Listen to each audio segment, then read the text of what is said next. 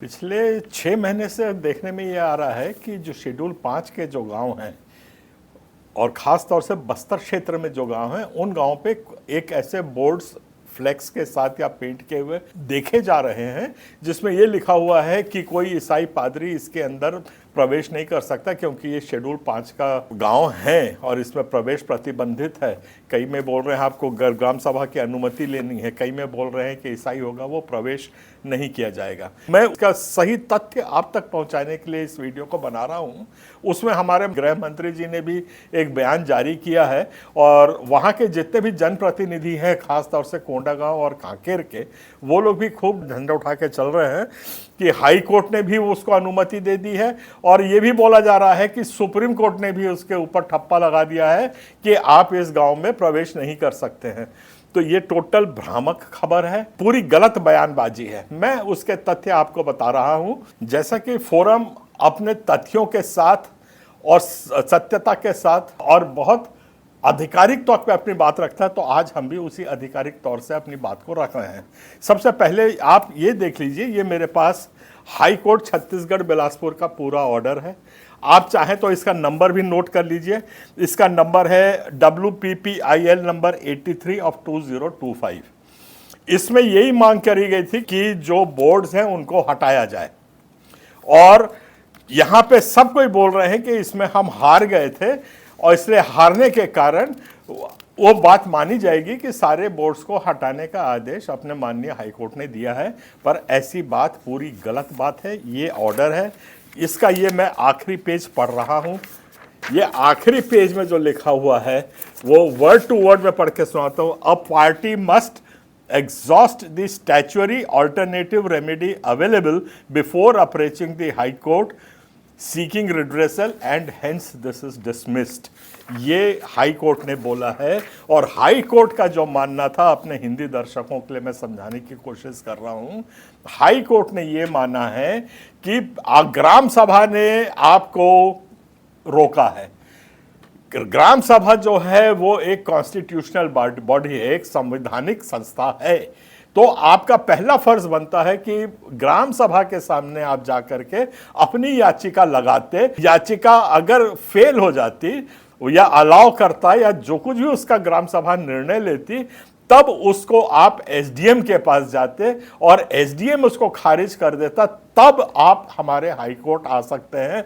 उसके बगैर आप हमारे हाई कोर्ट नहीं आ सकते हैं। ऐसा कहते हुए माननीय हाई कोर्ट बिलासपुर ने इस वाद को खारिज कर दिया है। ऐसा कहीं और कोई ऑर्डर नहीं दिया है कि आप किसी का प्रवेश को बंद कर सकते हैं। इसके ऊपर माननीय हाई कोर्ट ने विचार नहीं किया है। हाई कोर्ट ने, मैं फिर दोहरा रहा हूं, सिर्फ इतना बोला है कि आप प्रोसीजर से नहीं आए हैं। आपको चाहिए था कि पहले आप ग्राम सभा में याचिका लगाते, उसके बाद एसडीएम के पास लगाते और उसके बाद हाई कोर्ट आते। हाई कोर्ट किसी एप्लीकेशन को इस तरीके से डायरेक्टली नहीं लेता है, इसलिए खारिज किया है। और जब ये ऑर्डर आ गया हाई कोर्ट का, तो याचिकाकर्ताओं ने कहा कि ये बहुत गंभीर मामला है क्योंकि हमारे मूल अधिकारों का हनन हो रहा है, इसलिए वो लोग सुप्रीम कोर्ट गए। सुप्रीम कोर्ट का भी ये ऑर्डर मेरे पास है, ये मैं आपको दिखा रहा हूं। ये 2 पेज का ऑर्डर है और चाहे तो इसको आप लिख लीजिए। इसका नंबर है 64,814 2025 और 28/10/2025 को इसका आदेश पारित हुआ है। और इसमें भी देखिए सुप्रीम कोर्ट बड़े साफ तरीके से बोल रहा है, we are not inclined to interfere with the impact judgment of the high court according the SLP is dismissed. उनने कहा है जैसा हाई कोर्ट बोल रहा है आपको सिस्टम से आना था, आपको हर सीढ़ी को पार करके आना था, उसका अनुपालन नहीं हुआ है, इसलिए हम इस याचिका को सुनने को तैयार नहीं हैं। तो माननीय महोदय, माननीय जनप्रतिनिधि और हमारे आदरणीय गृह मंत्री जी, मैं आपसे करबद्ध निवेदन कर रहा हूं कि ये जो मामले हैं बहुत संवेदनशील मामले हैं।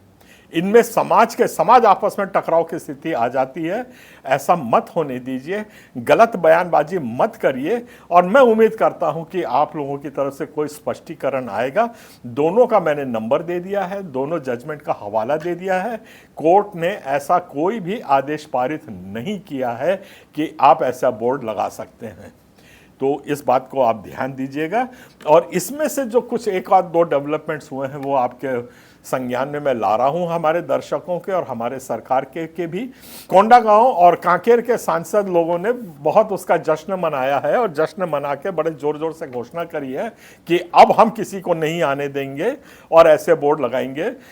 इनके इस बयान के कारण जशपुर, मैं अग्रिम आपको सूचना दे रहा हूं कि पूरा अंबिकापुर, जशपुर, जहां 70 से 80% ईसाई कई गांव में हैं, उन लोगों ने भी अभी घोषणा कर रहे हैं कि हम भी यहां पे बोर्ड लगाएंगे कि कोई भी हिंदू इसमें नहीं आएगा अंदर करके। तो किस जगह तरफ आप लोग लेके जा रहे हैं इस समाज को, छत्तीसगढ़ को, ऐसे बयानबाजी करके। मेरा आप लोगों से फिर खास तौर से कोंडागांव और कांकेर के जो सांसद हैं उनसे मैं निवेदन कर रहा हूं, ऐसी गलत बयानबाजी मत करिए, ऐसी भड़काऊ भाषा इस्तेमाल मत करिए।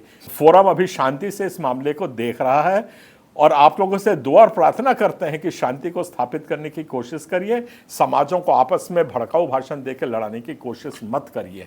एक वार्निंग के साथ मैं आप चेताना चाहता हूं, असम के मुख्यमंत्री हेमंत बिस्वा शर्मा जी ने भी एक ऐसे ही भड़काऊ भाषण दिया था और जिसमें मुसलमान उनके असम में नहीं घुस सकते वगैरह कुछ का, तो वो सोच रहे थे कि उसका कहीं नहीं होगा। पर मैं आपको बता दूं, ये हेट स्पीच के अंतर्गत आता है, संविधान विरोधी भाषा है। उसका सुप्रीम कोर्ट ने संज्ञान ले लिया है और नोटिस इशू किया है गवर्नमेंट को भी, हेमंत शर्मा जी को भी, ताकि वो उसका जवाब दे। तो हिंदुस्तान में अभी कानून जिंदा है, जो संविधान है उसका दमखम अभी तक स्थापित है। तो कृपया गैर संवैधानिक काम मत करिए और जरूरत पड़ी तो आप लोगों को सुप्रीम कोर्ट में ले जाने में छत्तीसगढ़ क्रिश्चियन फोरम हिचकिचाएगा नहीं। हम चाहते हैं शांति, हम चाहते हैं प्यार मोहब्बत, हम चाहते हैं कि हमारा जो संवैधानिक अधिकार है वो स्थापित रहे, उसके ऊपर कोई हनन ना कर सके।